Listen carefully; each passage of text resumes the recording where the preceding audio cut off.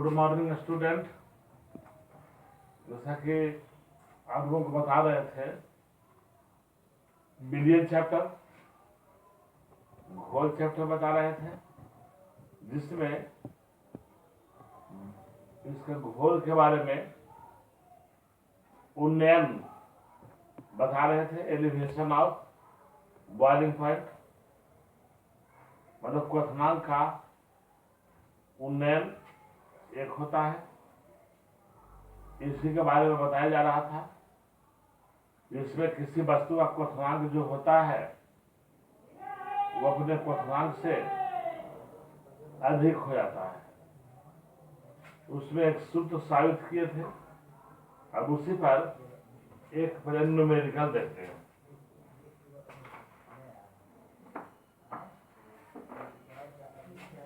पहले एक न्यूमेरिकल देखा जाए, उसके बाद आगे बढ़ेंगे।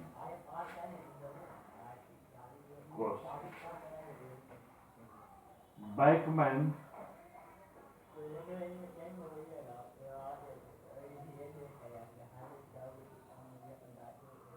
ने, बैकमैन वैज्ञानिक का नाम है, ने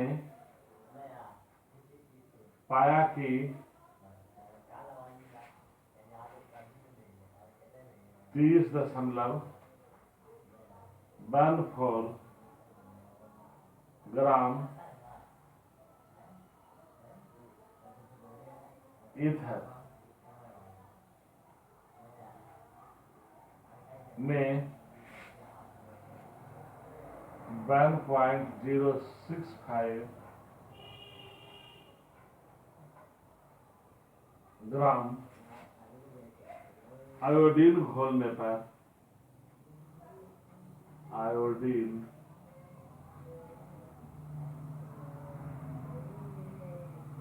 घोलने पर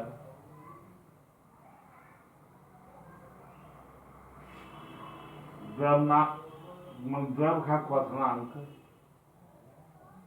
द्रव का बॉइलिंग पॉइंट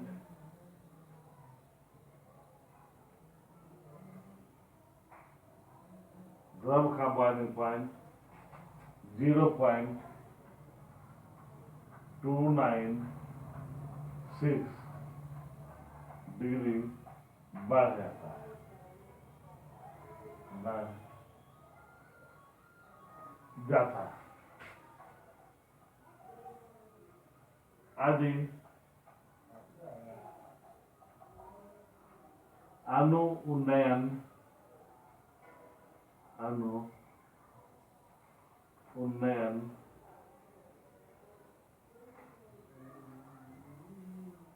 स्थिरांक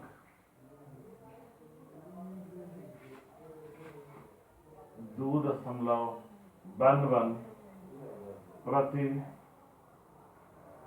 1000 ग्राम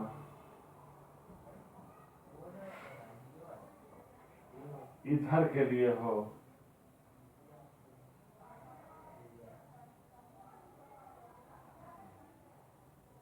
ईथर के लिए हो तो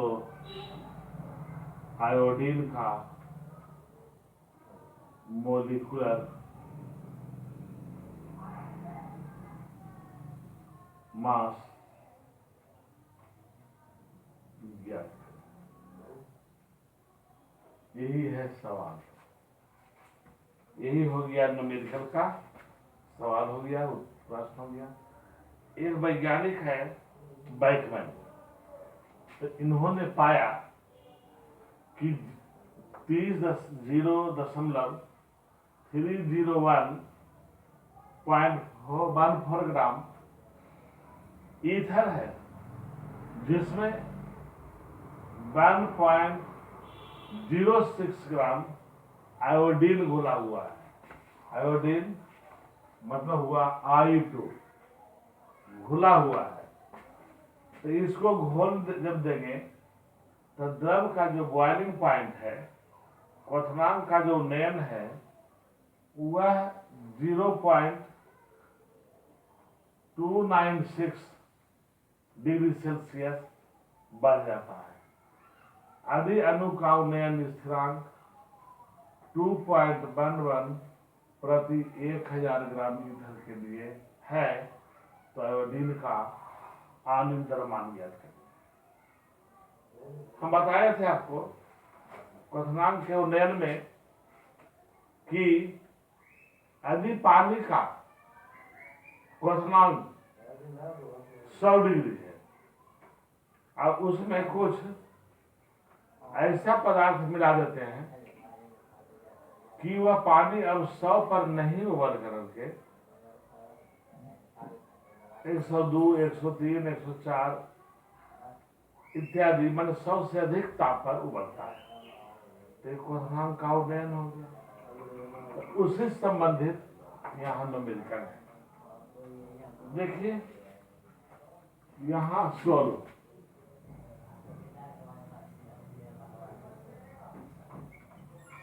डेल्टा टीवी 0.296 डिग्री सेल्सियस, ये हो गया स्थिरांक। ए यानी घुल की मात्रा 1.065 ग्राम, ये हो गया घुल की मात्रा। उसी प्रकार से घोलक की मात्रा बराबर 30.14 ग्राम और के भी जो कांस्टेंट है इसकी मात्रा हो गया 2.11। एम निकालना है यानी एम बराबर भाग, एम बराबर, तो सूत्र हो गया, बताया गया आपको, एम बराबर 1000 गुना के बी और गुना ए बटा डेल्टा टीवी और गुना बी। अब सबके मान बैठा दीजिए।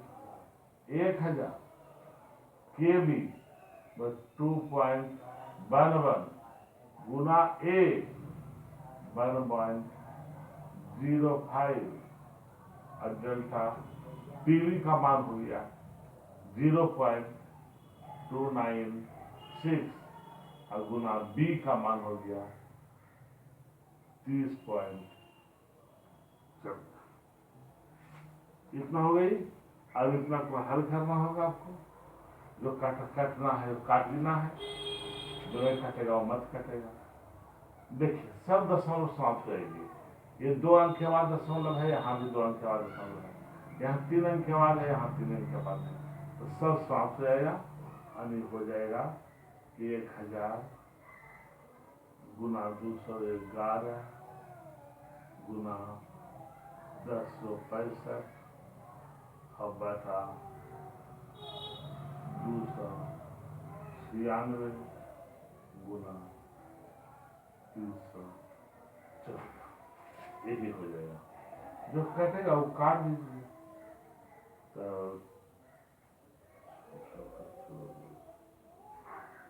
देखिए 200 500 ए 200 148 सी हो गया 225 आई हो गया 74 और भी कटेगा बहुत अभी। तब ये हो गया 15 दूनी 30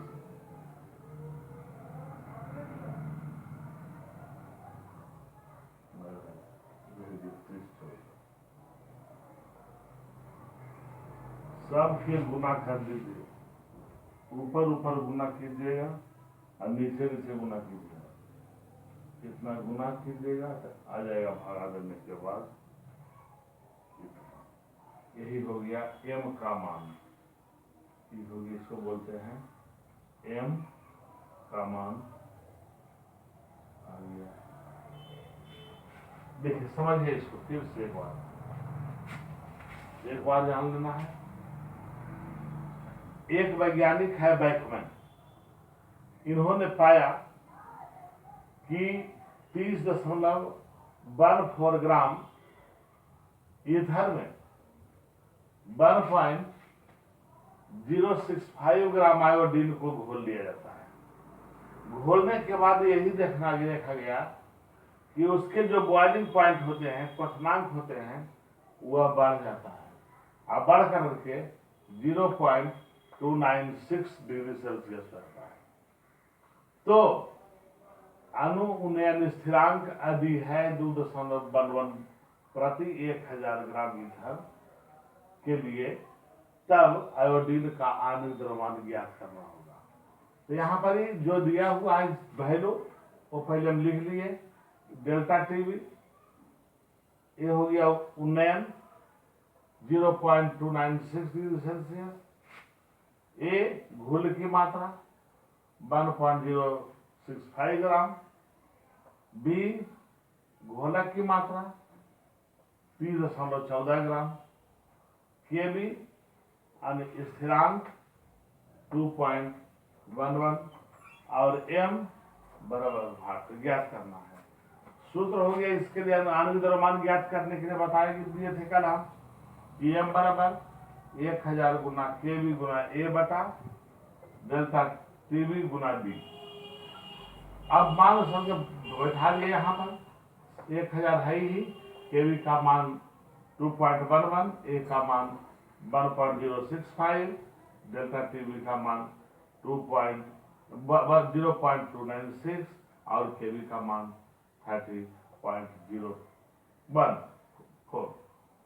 अब इतना करने के बाद इसको हल किया गया और लास्ट में आया 251.9, जो हो गया इसका आणविक द्रव्यमान। तो इस ढंग से आणविक द्रव्यमान ज्ञात किया जाता है। करिए फिर देखते हैं आगे।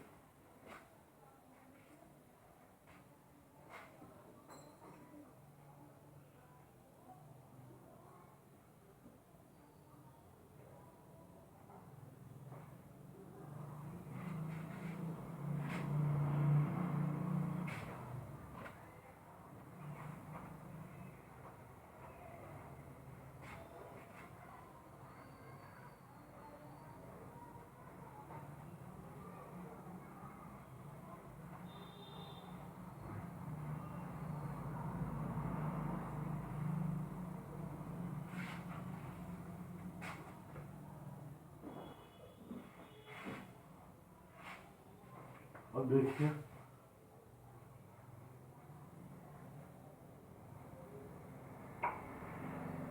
Depression of depression of freezing point,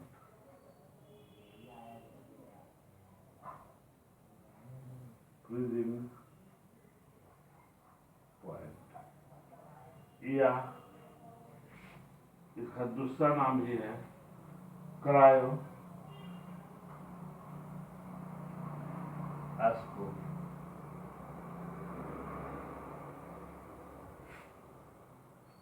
इसको कह सकते हैं कि हिमांक का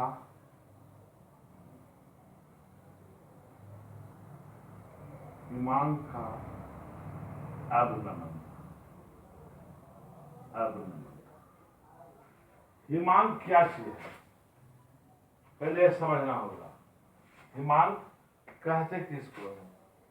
आप जानते हैं कि प्रत्येक द्रव संसार में जो भी है सभी एक निश्चित ताप पर जमता है।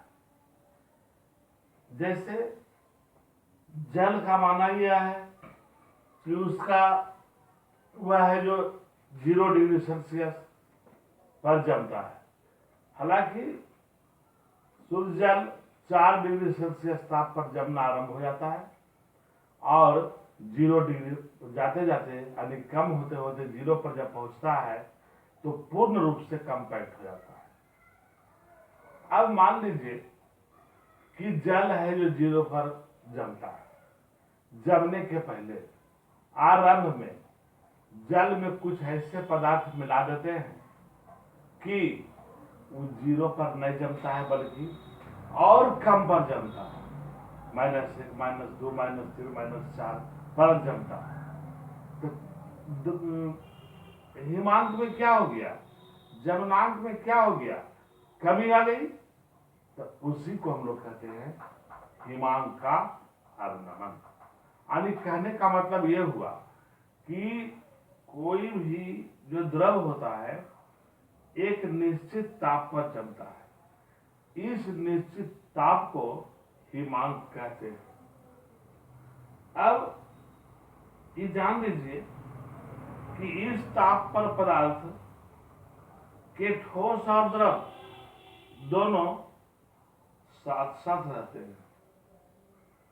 ठोस और द्रव दोनों के वाष्प दाब समान होते हैं।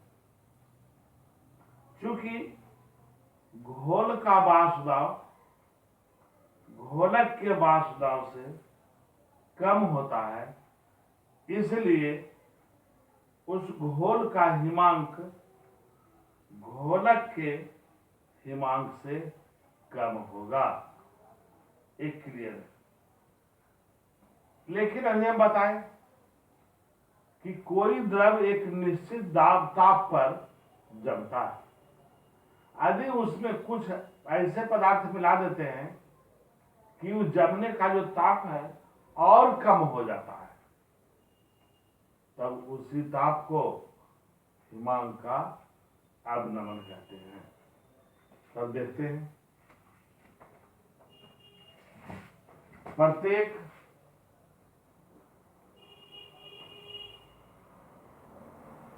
द्रव एक निश्चित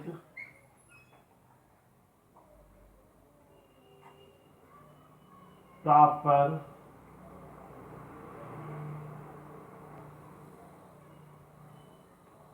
जमता है। उस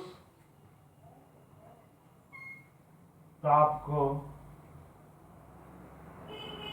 डिफर्सन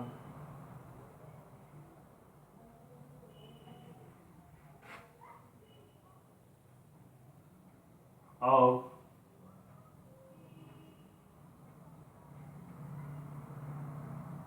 फ्रीजिंग पॉइंट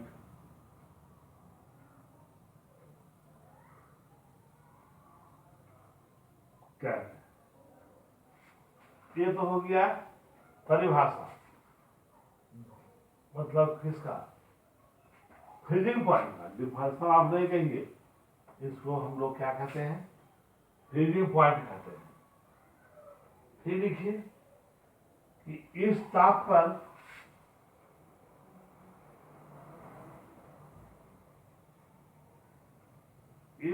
पर ठोस और द्रव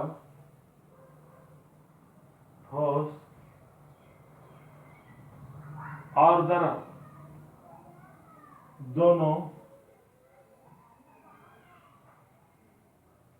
समान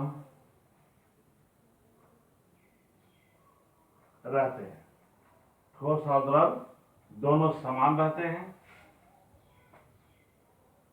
तथा दोनों का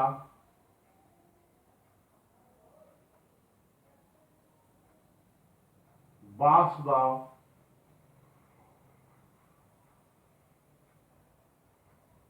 दाब भी समान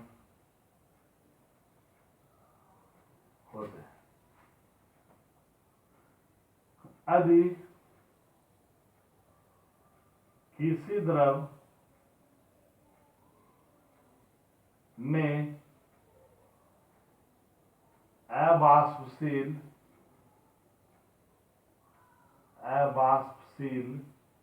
पदार्थ मिला दिया जाता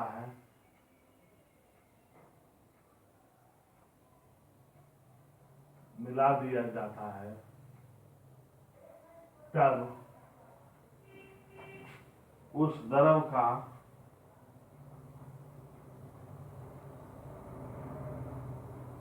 फ्रीजिंग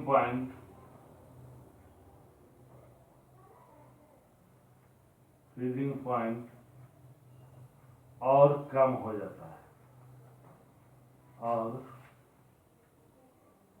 कम हो जाता है। तब द्रव के इस गुण को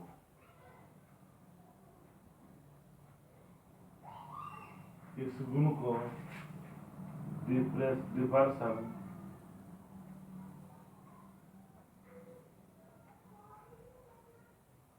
और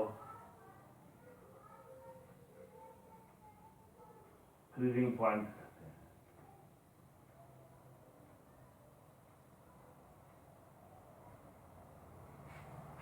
समझिए, इसको बढ़िया ढंग से समझना है। पहले तो बताए कि फ्रीजिंग पॉइंट है क्या। तो जिस न्यूनतम ताप पर, जिस अधिकतम ताप पर कोई भी वस्तु जमता है उसको हम लोग कहते हैं फ्रीजिंग पॉइंट। लेकिन उस द्रव में कुछ अवाष्पशील पदार्थ को हम डाल देते हैं। डालने के बाद जमनांक और लो हो जाता है। जैसे बताए थे कि 0 डिग्री सेल्सियस ताप पर जल जम करके बर्फ जैसा हो जाता है। लेकिन जल में कुछ मिला दीजिए द्रव पदार्थ, तब क्या होगा कि वह 0 पर नहीं जम करके वो और -1, 2, 3, 4 माइनस पर जमेगा। तो उसी को कहेंगे हम लोग फ्रीजिंग पॉइंट बोलेंगे। यानी वही हुआ कि अधिक किसी द्रव में अवाष्पशील पदार्थ मिला दिया जाता है तो द्रव का फ्रीजिंग पॉइंट और कम हो जाता है। तब द्रव का इस गुण को हम लोग डिफर्सन ऑफ फ्रीजिंग पॉइंट कहते हैं। तब इसके संबंध में रॉबर्ट नामक वैज्ञानिक ने पुनः 2 नियम दिया है। इस नियम को देखते हैं।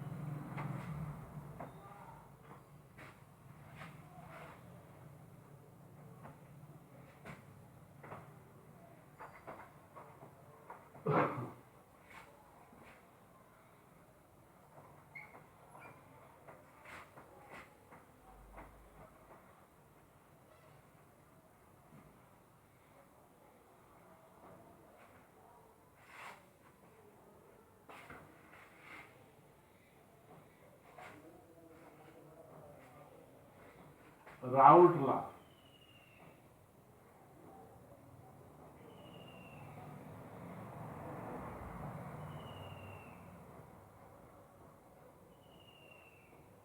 और फ्रीजिंग पॉइंट।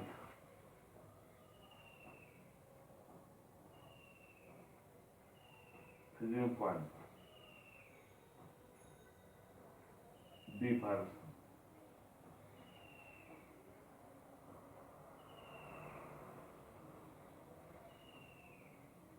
इसका हिंदी हो गया, हिमांक के अवनमन के लिए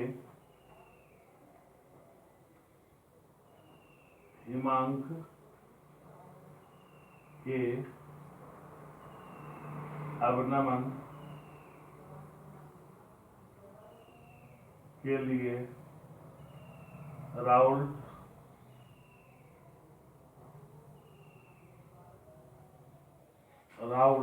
क्या नियम।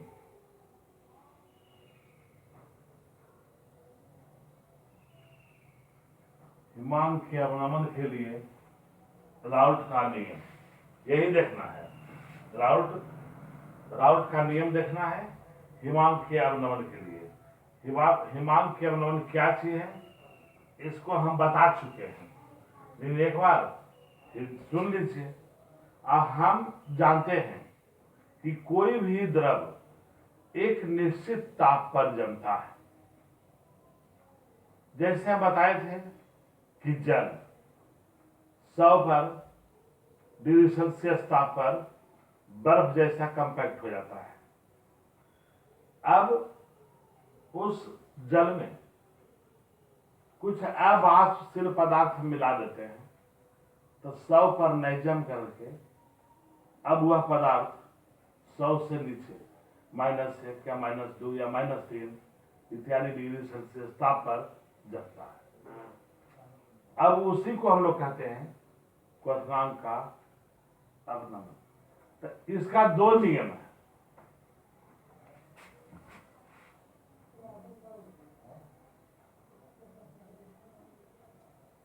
To law of Raoult. पहला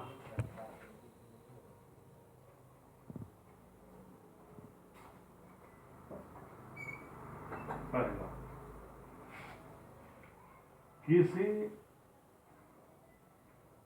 घोलक में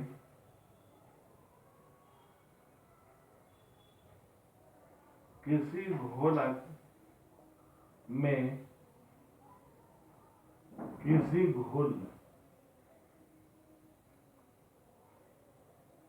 किसी घोलक में किसी घुल पदार्थ को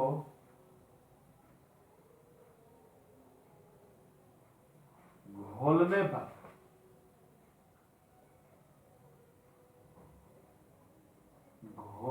पर उसके हिमांक का अवनमन हिमांक का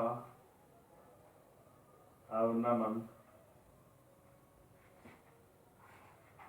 घुल पदार्थ के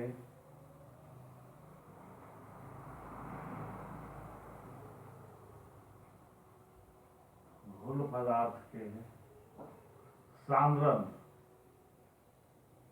के समानुपाती होता है।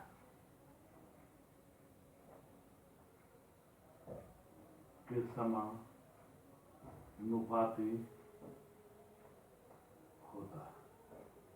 यही कहता है किसी घोलक में किसी घुल पदार्थ को घोलने पर उसके हिमांक का जो अवनमन होता है घुल पदार्थ के सांद्रण के समानुपाती होता है।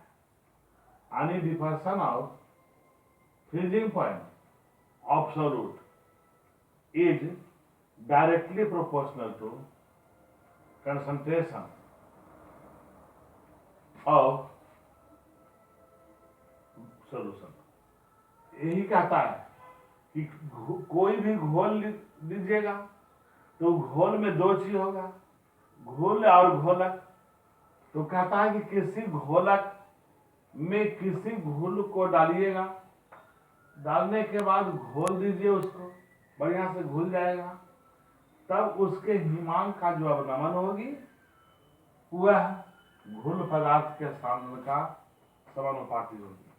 तो इसका हो गया अर्थात, या इंग्लिश में बोल सकते हैं कि डिपर्सन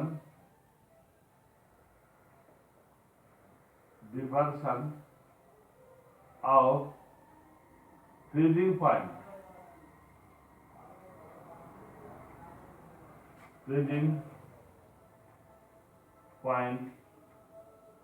is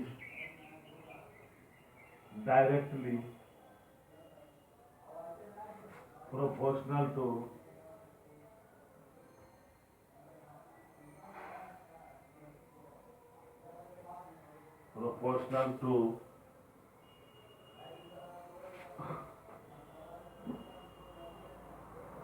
solute।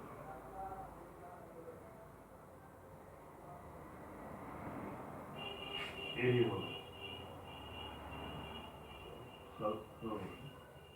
dispersion of freezing point is directly proportional to concentration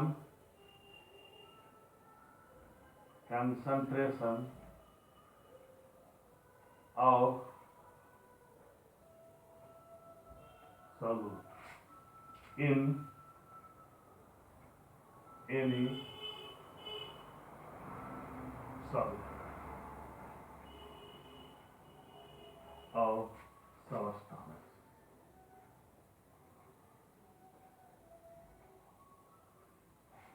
ये हो गया।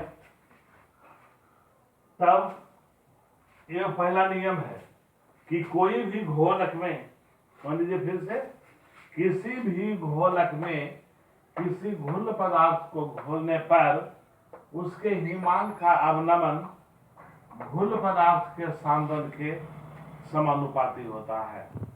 अब इसी को देखते हैं, मान लेते हैं कि इसका सांद्रण कुछ और है। इसमें अवनमन जो हुआ है हिमांक का, उसको चूंकि फ्रीजिंग पॉइंट है तो डेल्टा टीएफ कर देते हैं। इसी को dispersion of freezing point is directly proportional to concentration of solute in any solvent of the substance. यही होगा। अब इसको देखते हैं, आगे कैलकुलेट करेंगे।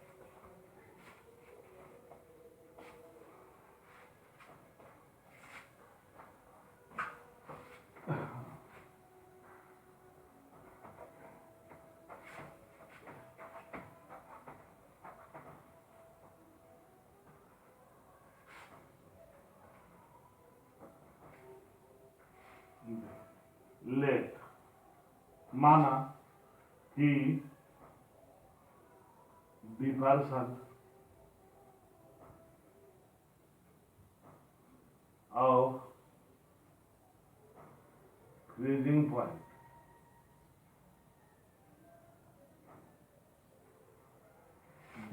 ऑफ फ्रीजिंग पॉइंट बराबर delta T F concentration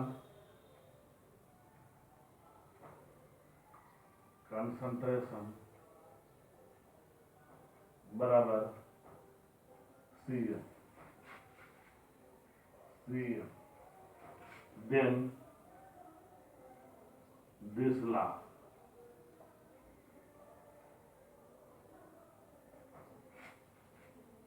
delta T F समानुपाती है सी एम का, या डेल्टा टी एफ बराबर K F into C M. यहाँ के एफ जो है कांस्टेंट है।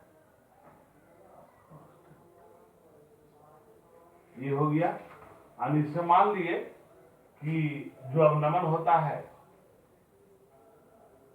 हिमांक का, वो डेल्टा टी एफ है। उसी प्रकार से उसका सांद्रण है जो सीएम है। तो यह नियम कहता है कि हिमांक का जो अवनमन होता है वह समानुपाती होता है सांद्रण का। तो ही यहाँ कर दिए delta T F is directly proportional to C M and delta T F बराबर K F into C M. हम बता चुके हैं कि समानुपाती हो या व्युत्क्रमानुपाती जो भी हो, उसको यदि बराबर में बदलना होगा तो एक स्थिरांक की आवश्यकता होती है। और एक स्थिरांक के रूप में यहाँ पर के एफ रखे हैं।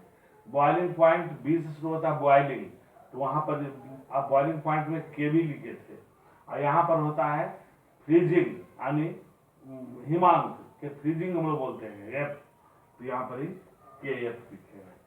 ये हो गया पहला नियम। दूसरा नियम कहता है कि किसी पदार्थ के आप सम आणविक मात्राएं लीजिए और उसमें एक ही विलायक के समान मात्रा में डाल दीजिए, तब घोल का हिमांक होता है वो भी समान होता है।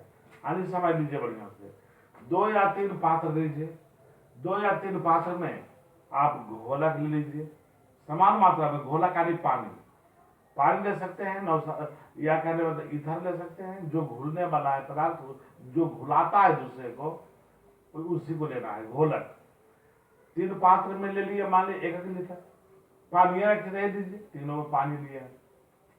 अब तीनों पात्र में समान मात्रा में घुलने वाला लीजिए, यानी किसी में नौसादर, तो किसी में ईथर, तो किसी में ग्लूकोज, तो किसी में चीनी। जो घुलता है वो डाल दीजिए समान मात्रा में, 100 ग्राम। मात्रा उसकी, घुल की मात्रा भी समान है, घोलक की मात्रा भी समान है। तब वो इसी हालत में जब घुल जाएगा तो जो अवनमन होगी फ्रीजिंग पॉइंट का, ये भी समान होगा, ये भी समान होगा। तो देखते हैं नीचे,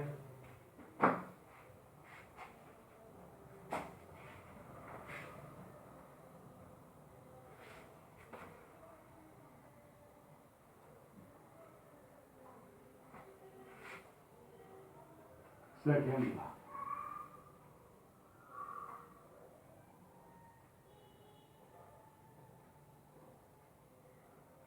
किसी पदार्थ की समआण्विक मात्रा को लेकर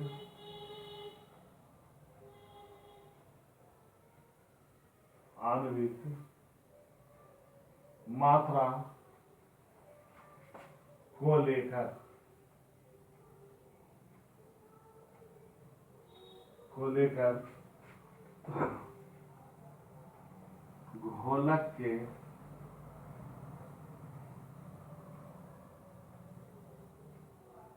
समान मात्रा में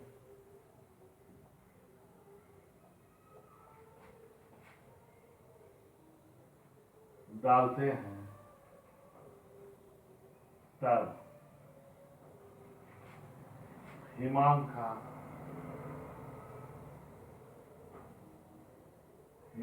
का अवनमन भी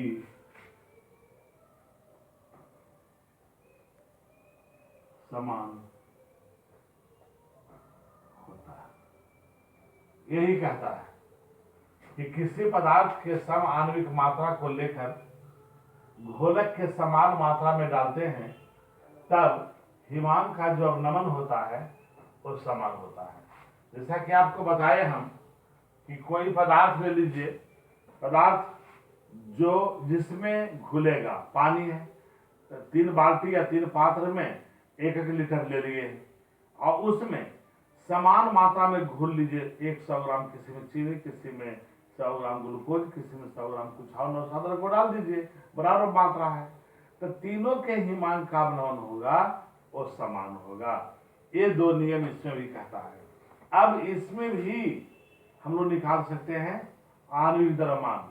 जिस तरह से बॉइलिंग पॉइंट से निकाले थे आणविक द्रव्यमान, तो उसी प्रकार से आप फ्रीजिंग पॉइंट से भी निकाल सकते हैं आणविक द्रव्यमान। तब आणविक द्रव्यमान निकालेंगे दूसरे दिन।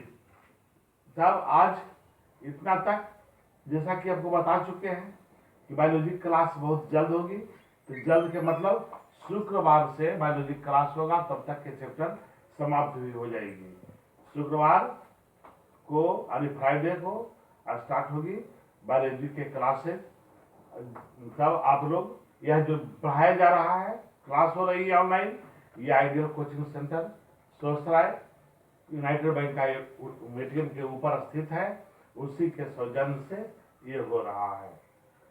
तब घर में तब तक आप रहिए, बढ़िया ढंग से पढ़िए, घर में रहिए, सुरक्षित रहिए। Thank you.